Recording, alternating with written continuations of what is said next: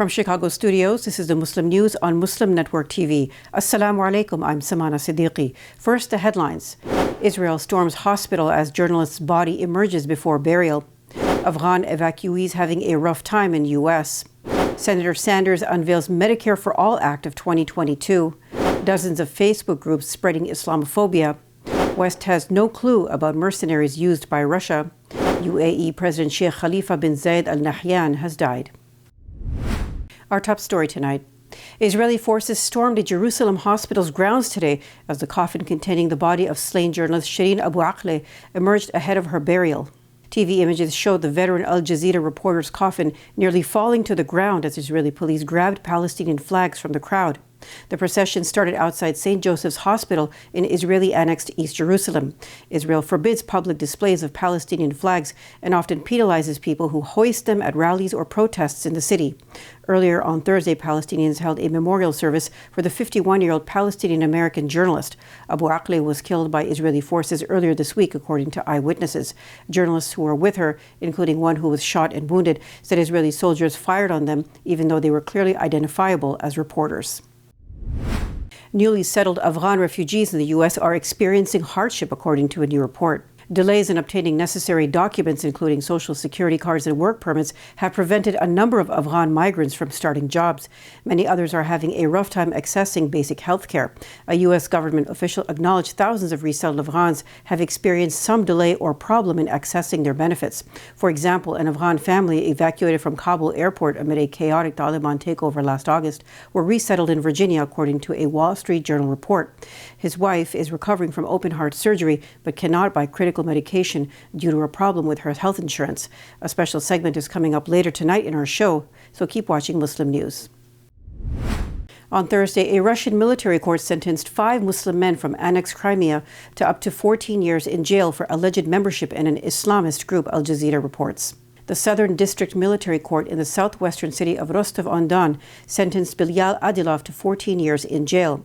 Izzat Abdullayev, Tawfiq Abdulgaziv, Vladan Abdulkadirov, and Mayet Abdulrahmanov received 12-year sentences, Al Jazeera reported. The men were accused of being members of Hizb ut-Tahrir, an organization advocating for a peaceful restoration of a Muslim caliphate. Moscow continues to pressure Crimean Tatars, a Muslim minority that once dominated the Black Sea Peninsula and resisted Russia's 2014 annexation. Thursday's decision further tightens Moscow's grip on the region. Community leaders say dozens of Tatar men are awaiting trial or have been sentenced, and almost 200 children have been left fatherless. Marat Gabidulin worked for the Russian private militia Wagner in Ukraine and Syria from 2015 to 2019. He is the first member of the paramilitary group to speak out about Russia's use of mercenaries against all moral norms and values. He said Western countries don't even have a clue. Gabidulin released his book on the daily life of Wagner fighters in January. He said he joined Wagner in 2015 after a tip from an acquaintance. He spent a decade in the regular Russian army and served 3 years in a prison camp over the killing of a criminal gang leader. Gabidulin told AFP he had fought for Wagner for pro-Russian forces in the east of Ukraine in 2015 and undertook several missions in Syria up to 2019. The private Facebook group Fight Against Liberalism, Socialism and Islam claims moderate Islam does not exist. Run by a South African lawyer named Mark Tates, it has nearly 5,000 members. It encourages Facebook users to join to learn about Islam and the atrocities it is committing in God's name. The group's banner image portrays Islam as a gun pointed at the head of a white woman representing Western civilization. It is among 23 Facebook pages or groups based in the US, UK, Canada, and Australia whose explicit goal is spreading anti-Muslim hate speech, a new report from the Center for Countering Digital Hate says. These groups have a combined following of more than 320,000 people. The report found that Facebook and other major platforms failed to act on 89% of the anti-Muslim posts that were reported to them. A report on women who survived attempted femicide in Mexico by Gloria Pina and Marca Gutierrez won the Breach Valdez Human Rights Journalism Award. The prize was created in memory of 2 journalists murdered in Mexico in 2017.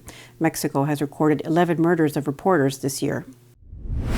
On Thursday, Saudi Arabia's state-owned oil company, Saudi Aramco, surpassed Apple, becoming the world's most valuable company. The stock price of Saudi Aramco closed at $11.92 per share on the nation's stock exchange. It had a market capitalization of over $2 trillion.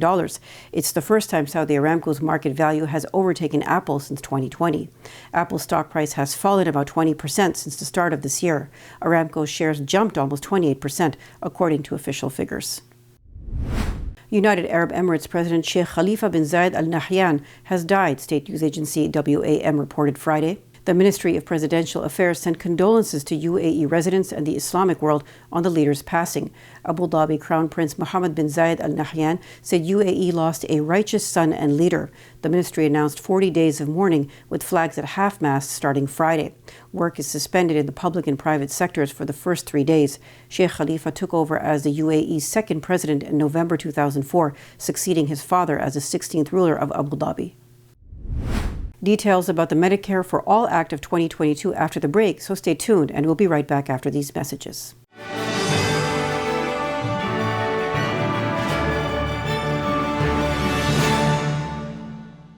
If I could be you, and you could be me for just 1 hour.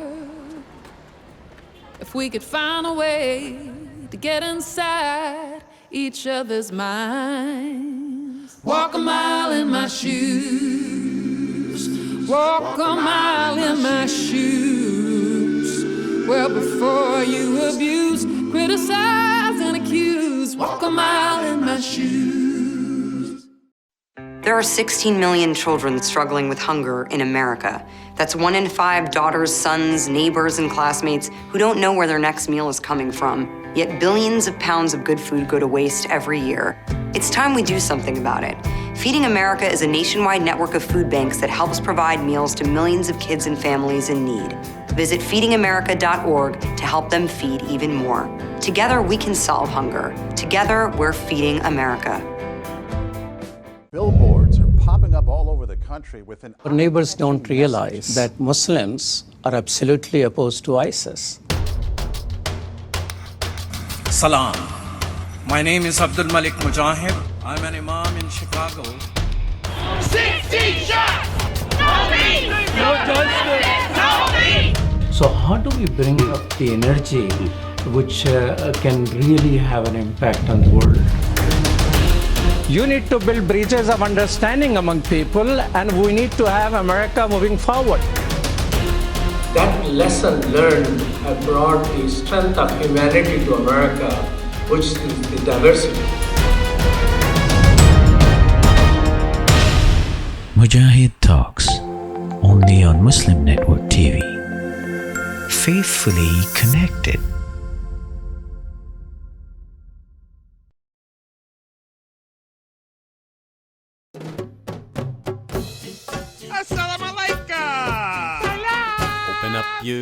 Assalamu alaikum everyone, it's your brother Zayed from South Africa. One of the first educational programs ever produced for Muslim children was the ever popular Adam's World series. The colorful and comical Muslim puppets stole the heart of a generation. Sound Vision will be releasing brand new episodes of Adam's World with the launch of a Adam's World app. Subscribers will enjoy new Adam's World episodes as they are released, as well as all the classic episodes of Adam's World. So visit adamsworldapp.com now to learn more, subscribe, and enjoy new adventures of Adam and his friends. And let's keep helping tomorrow's Muslims today. Assalamu alaikum. Adam's World. Believe me, there's a lot to see. Bismillah. Let's explore. To stop this genocide, we need your help.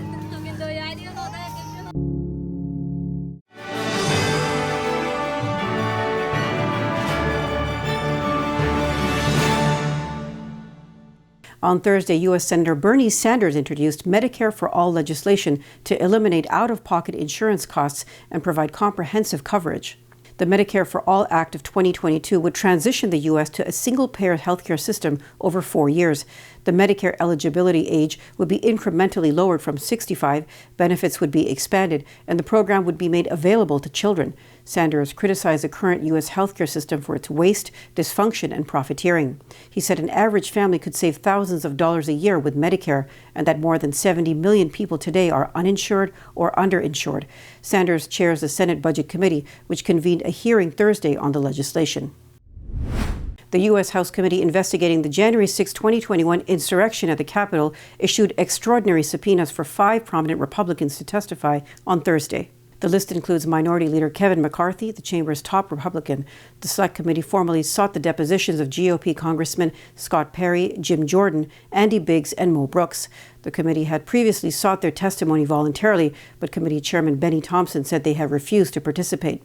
Committee leaders believe those called to testify have relevant knowledge of the events leading up to the January 6 attack, as well as activities related to the transfer of power.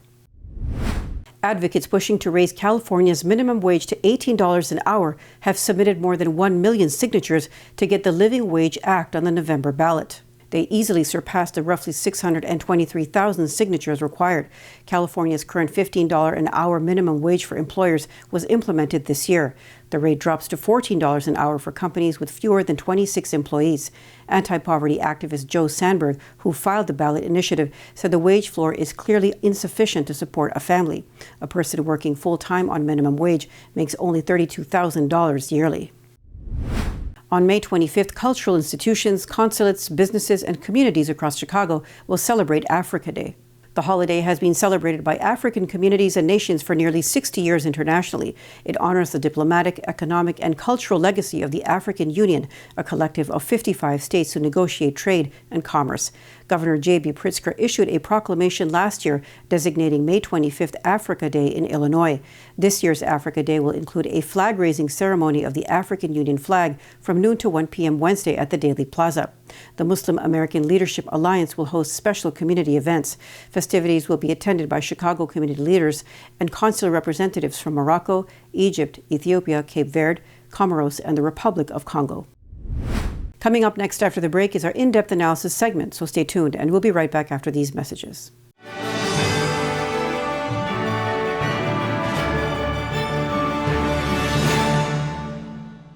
Assalamu alaikum. This is Imam Malik Mujahid in Chicago. Just like you, I was moved by that Allahu Akbar lady.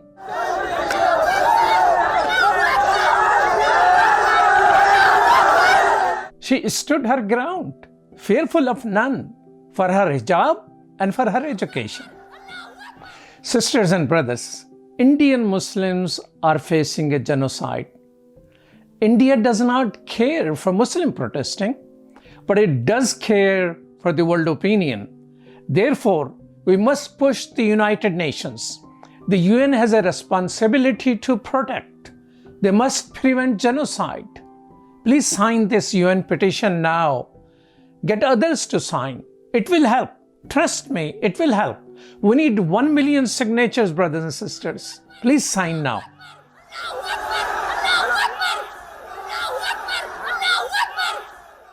I am what hunger looks like in America. I am an 8-year-old girl who's not excited for the last day of school. Because this may be the last time I'll have lunch. Till September. I am a single father of 2 who works 3 part-time jobs, and that's still not enough to put food on the table. I was created by artificial intelligence from faces of the 1 in 8 Americans who struggle with hunger.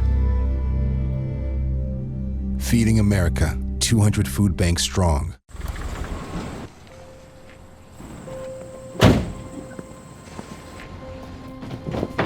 Dad, they took over my bedroom. Come on, come on.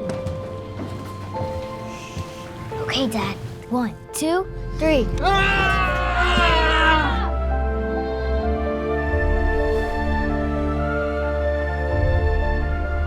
Dad!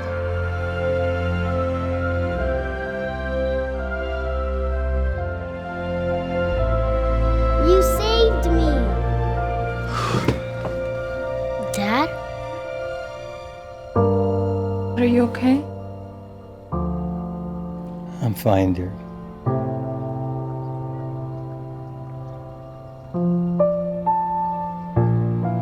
Your hero needs you now, and AARP is here to help. Find the care guides you need at aarp.org/caregiving. We are Justice for All. Headquartered in the heart of downtown Chicago, Justice for All is a global humanitarian initiative dedicated to raising awareness for human rights concerns impacting vulnerable minority groups. Our diverse team of staff and volunteers, led by Imam Malik Mujahid, work tirelessly to help Justice for All achieve their goals.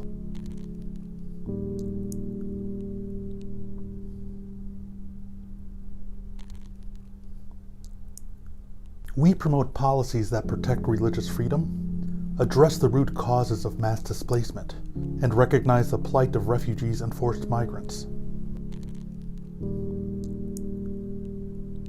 Together, we can continue to stand up for justice. Justice for all.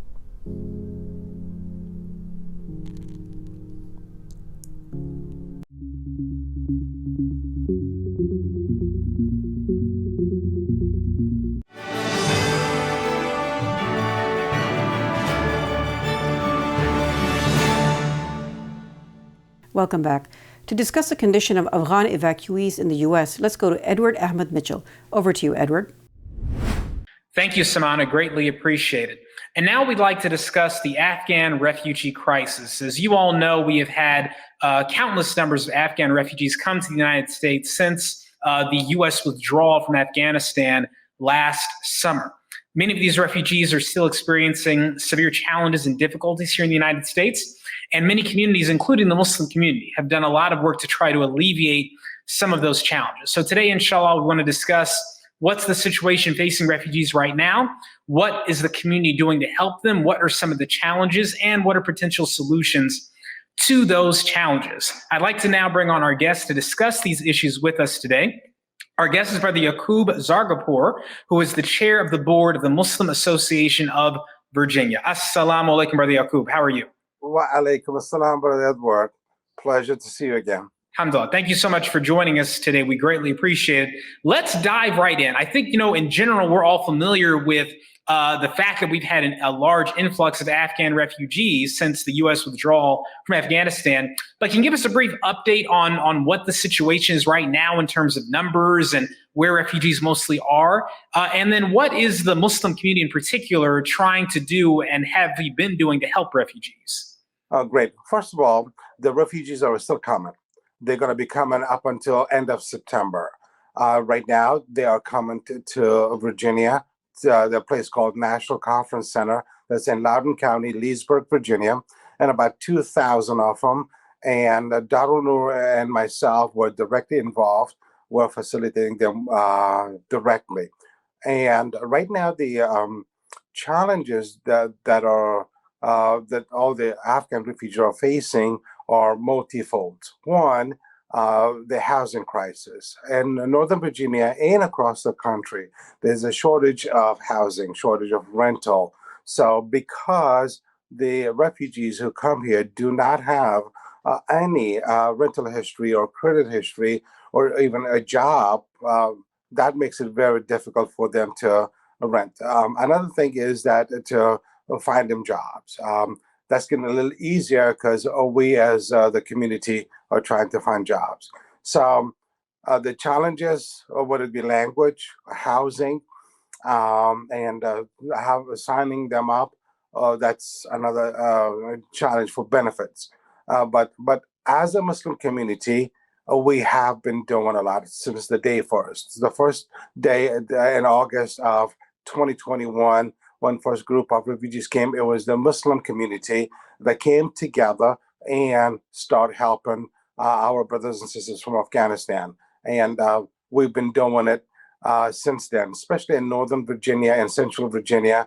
All the masajid have come together and done everything they could. And to this day, we are the main source of donation for all the refugees that are in Virginia and across the country. So what we're still doing is we are helping them with ESL classes. We're helping them resettle, basically. We, as a community, as a Muslim community, Muslim organizations, and also some of the Afghan organizations that we have built coalitions with, we set up homes for them, find apartments. Even some folks are willing to, kind of sign a letter of guarantee and definitely find jobs for them. Just last week, we, the community, got together and did a very successful job hiring fair. And in 2 days, we were able to find jobs for 95 families, and over 350 more are in the pipeline. So the challenges that are there, still there, but as a community, as a Muslim community, we are coming up with solutions. Alhamdulillah, that's good to hear. Now, let me ask you this, Brother Yaqub. So, we have gotten some reports of complaints against either the government or refugee agencies in terms of how they're treating or handling refugees. What are your thoughts on that? Do you think there are any shortcomings there? Or do you think the refugee agencies are doing everything they can? There might be some. It's very, very hard to say because it's a vast group of people who are resettling. And we have to keep in mind that with 105,000 coming last year and 20 more thousand coming this year, this was the first time in the history of America that so many came at once. And all in such a short period of time.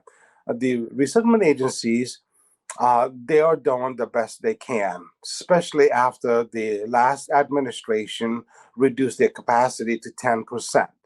So their capacity came to 10%, and yet they were handed out a problem or a group of people that they were not capable of handling, but they were forced to handle.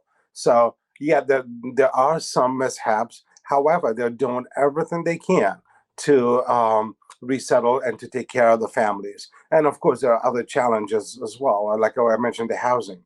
But the good thing right now is that a lot of Muslim organizations are stepping up. One Muslim organization where they are stepping up is Islamic Relief USA.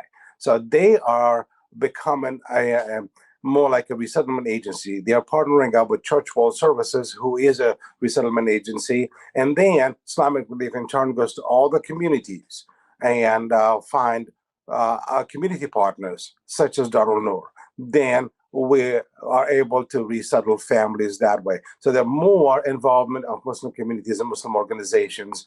And there's a hope that within 3 years, we will have a Muslim organization that's a resettlement agency in the United States of America.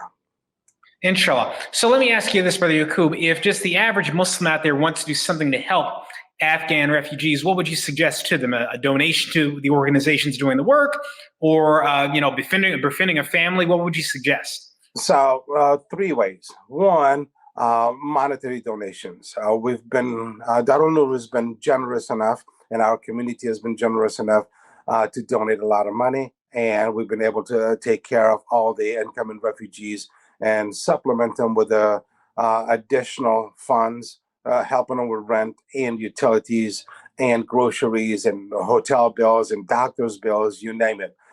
And so they could definitely donate, and they could go to darulnoor.org and they can donate there. And we have a separate section for just refugees.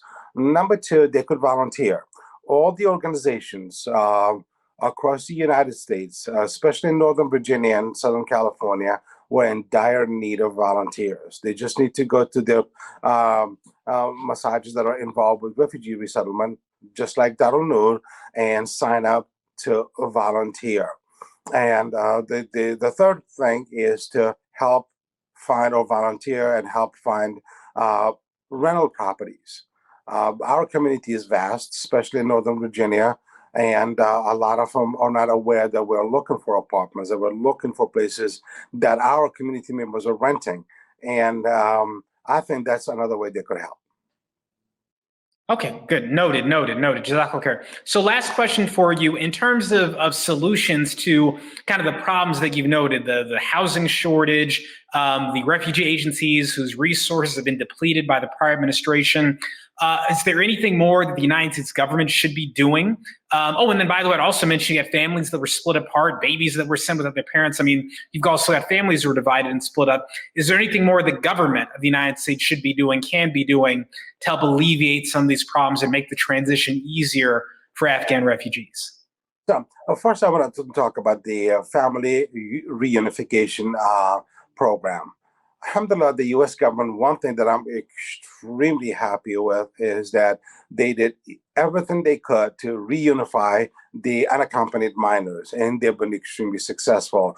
To from close to several thousands, now there are only just a few hundred that are remaining. The rest, they were able to find their parents or their relatives and reunited them with their families. So another thing they could do is they could definitely empower a lot of masajid, a lot of local Muslim organizations, because we're more equipped, we're more familiar with the culture, where we know what to do, and we have a larger reach to our communities than just 9 resettlement agencies. So monetary funds directly assisting organizations that are helping resettle refugees, that's another thing they could do.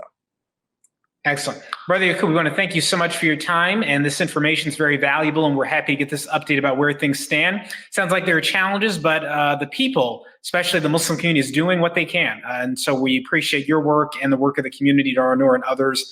Jazakallah khairan, and we look forward to hearing more updates from you in the future, inshallah. Assalamu alaikum. Wa alaikum assalam, brother Edward. So good to see you. Assalamu alaikum. Wa alaikum assalam. And now back to you, Samana. Thank you. That's all from our Chicago studios tonight. Thank you for tuning in. You can find previous episodes and more on our YouTube or Facebook. For more content, keep watching Muslim Network TV or visit muslimnetwork.tv. Salam and good night.